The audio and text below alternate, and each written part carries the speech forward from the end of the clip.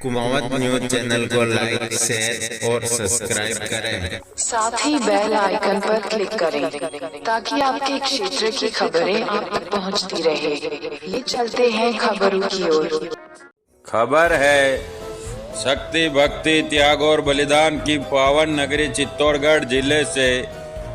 चित्तौड़गढ़ में शहर के सेगवा हाउसिंग बोर्ड में रविवार को रात आग देने की घटना हुई घटित, जिसमें 2 मकान और एक कार पूरी तरह जलकर हो गई राख, जबकि 3 मकानों में भी पहुंचा है नुकसान। इस आग देने की वारदात के पीछे एक व्यक्ति की लापरवाही आई है सामने। व्यक्ति ने अपने मकान में अवैध रूप से बिना लाइसेंस के भारी मात्रा में पेट्रोलियम पदार्थ रखा हुआ था। इतना ही नहीं, व्यक्ति द्वारा अपने घर से अवैध रूप से गाड़ियों में पेट्रोल डीजल भरा जाता था। हैरानी की बात यह है कि पुलिस को इसकी जानकारी होते हुए भी कोई कार्रवाई नहीं हुई। वही आग लगने की सूचना पर नगर परिषद से फायर ब्रिगेड की टीम भेजी। मौके पर पुलिस भी पहुंची। कड़ी मशक्कत के बाद आग पर काबू पाया गया, जबकि मौके से आरोपी भाग निकला। मामला सदर थाने का है। शहर के सदर थाना सेक्टर के सेगवा हाउसिंग बोर्ड में रहने वाले सतपाल सोनी उर्फ सरदार जी द्वारा आबादी सेक्टर में लगातार पेट्रोलियम पदार्थ का कारोबार किया जा रहा है। यहां तक कि सतपाल सोनी द्वारा अपने मकान में पेट्रोलियम पदार्थ से भरे हुए कई ड्रम भी रखे जा रहे थे। पड़ोसियों की शिकायतों के बावजूद भी पुलिस ने इस ओर कभी ध्यान नहीं दिया। नतीजा ये हुआ कि रविवार रात एक गाड़ी से अवैध रूप से पेट्रोलियम पदार्थ से भरे ड्रम मकान में खाली किए जा रहे थे। इसी दौरान आग लग गई।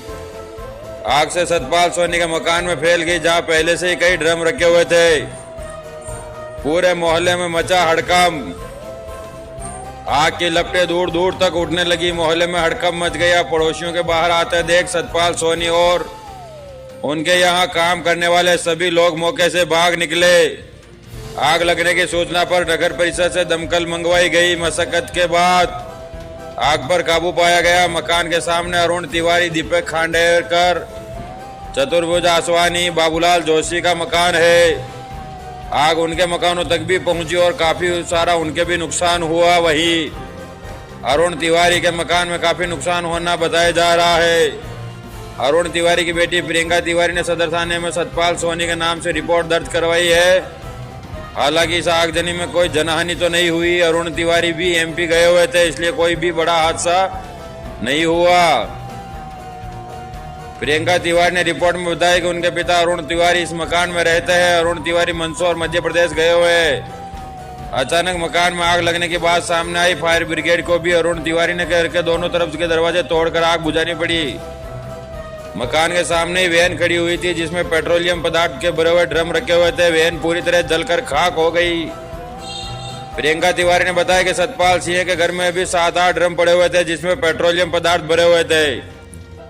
आबादी सेक्टर का होने के बावजूद भी मकान में बिना लाइसेंस के बड़ी भारी मात्रा में पेट्रोलियम पदार्थ रखा जा रहा था और मकान से ही बेचने का काम किया जा रहा था। मकान चतुर्भुज आसवानी, वंदना खांडेकर, बाबूलाल जोशी के मकान में भी आग लगने से काफी सामान जलने से नुकसान हुआ है। आगजनी से दीवारें, फर्श, फर्नीचर सब जल गए। मोहल्ले में बिजली की केबल, सर्विस लाइन भी जल गई। कई घंटे तक बिजली भी बंद रही। सबको मिलाकर लगभग 25 लाख रुपयों का नुकसान होना बताया जा रहा है। इस आगजनी का कारण आरोपी सतपाल सोनी को माना जा रहा है, जबकि सेक्टरवासियों का यह भी आरोप है कि पुलिस की भी इसमें मिलीभगत हो सकती है। शिकायत करने पर भी एक्शन नहीं लिया गया। अगर समय से एक्शन लिया गया होता तो घटना घटित ही ना होती। बता दें कि सदर थाना सेक्टर में ऐसे मामले पहले भी आ चुके हैं। सदर थाना सेक्टर में ही एक होटल के बाहर अवैध रूप से पेट्रोलियम पदार्थ भरते हुए 2 टैंकरों में आग लगी थी। उसमें 2 या 3 युवक झुलस गए थे। इस घटना में उन युवकों की भी मौत हो गई थी। इसके अलावा सेती में ही आबादी सेक्टर में एक पेट्रोलियम पदार्थ का अवैध कारोबार चल रहा था। उसमें भी आगजनी घटना होने के बाद बड़ा हादसा होते होते बचा। सदर थाना पुलिस इसके बावजूद भी इन मामलों पर सीरियस नहीं हुई है और ना ही इन अवैध कारोबारों पर लगाम लगा पाई है। बार बार शिकायत होने के बावजूद भी कार्रवाई नहीं करना मिलीभगत की ओर इशारा करता है।